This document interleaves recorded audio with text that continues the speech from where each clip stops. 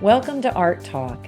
Every month, Julie Schumer and I discuss what's happening in our businesses. We kind of review the past month in hopes that you will find this information interesting and useful for your own business. So, I'm so interested to hear something happened to Julie today. I'm dying to know what it is. You have to tell me now. Well, I received an email this afternoon from a woman who I did not know who attached a photo to her email of one of my figure paintings, or at least what I thought was one of my figure paintings, blown up and framed in a real estate listing in a distant city. She wanted to know if it was my painting. She loved it. It was so great, and on and on and on. So it just so happens that a couple of years back, I had licensed some of my figure paintings to a licensing company Mhm. who had printed some of them on like 60 by 48 canvas and some on paper. So I knew that it was a possibility that my work was out there in that format. Right, right. And so I look at this painting and I think, wow, that was such a great painting. And then she asked me, do I have anything else available? She likes it large and on and on. So I sent her some photos of ones I have left, because I haven't done that series for a few years. Right. And I'm looking at that painting in her photo and I'm thinking, did I do that painting? Is that really my painting? Because although it was a perfect copy of what I would do, the palette was wrong. Oh, It had a use of red and turquoise in a place that I don't think I ever did. And then I got to thinking, well, did I do this painting? So I looked through every single photo of my figure series, which is in the several hundreds at the minimum, right. and could not find that painting.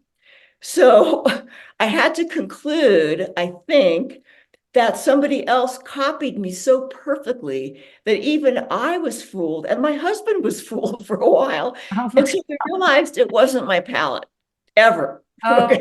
my God. Which got me on the jag of people, can't people do their own work? Why are there so many imitators out there who are then making money off of somebody else's original idea, which is, the most abhorrent thing about this, you know. Yes. And even today, I saw somebody that I know who had sold several paintings that were basically knockoffs of yet another artist. Yeah. So it seems like it's an endless cycle. I mean, Kat, what do you attribute this to? Well, that is crazy that this lady messaged you about this painting that she thought was yours, and in fact, it's a copy of one of yours. I mean, that gives me chills. The hair on the back of my neck is up. So, uh, you know, social media has made this all the worse. There are three artists that are always copied on social media, meaning other artists are riffing off of them. I'm not going to name them, but you probably know them. And I just think it's kind of out of control, and I don't get it. In fact, I had a couple of art shows this month, and I had artists coming in my booth trying to do like a really tight, high res image photo of my work. And I'm kind of like, what are you doing? Why wouldn't you ask me to photograph my work? You're just, and then they'd say, oh, I'm just learning, or, and the thing Right, is, like, ask permission. You, right, like, don't go to a show where the artist is present and stick your camera, right on top of their paintings so that you can copy what they're doing. You know, Creating work is you going into the studio by yourself, figuring it out. And it's not an easy thing, but we all have to do it, and we all have our own ideas. That's the that is why artists are thought to be creative, because we have our own ideas. So when you're stealing somebody else's work and you're copying somebody else's work and you're taking somebody else's idea, you're just a lesser version Of yourself. of the original, Yeah. you're never going to be known for that work because it's somebody else's work. And everybody's going to know. And I could name, I don't know, a dozen artists who are copying three artists in particular that are very popular on social media. And I know there are more. So Julie, then what are you going to do? Like now, what are the Well, next steps for you? What are you going to do? what am I going to do?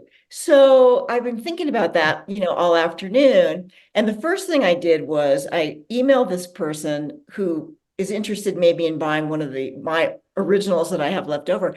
And I'm wondering if she actually has a photo of the signature on this painting. And originally I thought, well, this is a G clay print, but then I realized, well, maybe it's not. Maybe it's somebody's Yeah. original painting. It's possible. I Yeah. don't know. I mean, it's in a different country. So, I mean, for me to Oh, go okay. after this is a little difficult.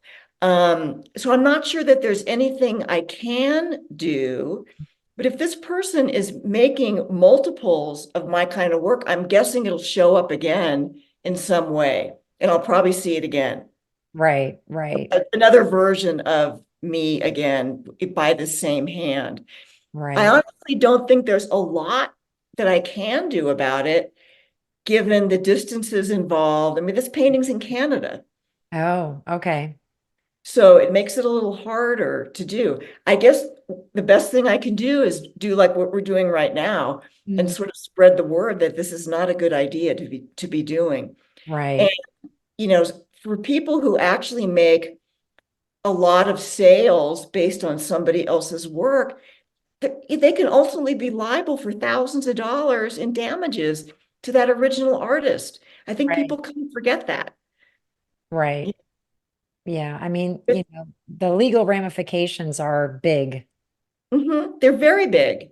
But I'm hoping that maybe this lady who emailed me can get me a photo of the signature, Yeah, and then I can see if I can do anything from there, you know?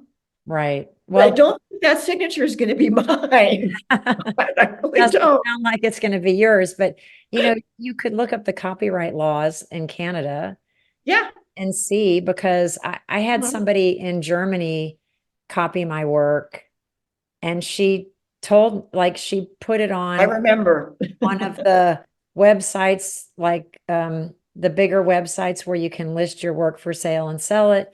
She Mhm. messaged me, told me she loved my work, was obsessed with it, copied one of my paintings and put it for sale on this same website. And Right. contacted the website and I contacted her and said, look, you can't do this. So she Right. ended up painting over it. And hers was really a crime of ignorance. She had no idea about copyright law. She Mhm. was beginning. Um, it was quickly remedied. And then the listing site, took it down. Um, Right. like they were on it because their attorneys Well, were, they're at risk. yeah, they're at risk. So I think, you know, there's just a lot of that going on and I would hope that those of you thinking of copying or trying to copy would stop and just, do your own work, keep your eyes on your own paper kind of idea. It's one thing to take inspiration from somebody else's work, and we've talked about this a lot. I mean, both of us have done posts about this independently as well as now collectively about this. So inspiration is one thing, but this person copied me so well that I was even fooled for about 30 minutes thinking it was fine until I realized it probably was not. It wasn't my colors. Well, you'll have to let us know what happens. We Yeah, I will. stay tuned for next month. We'll get the part two.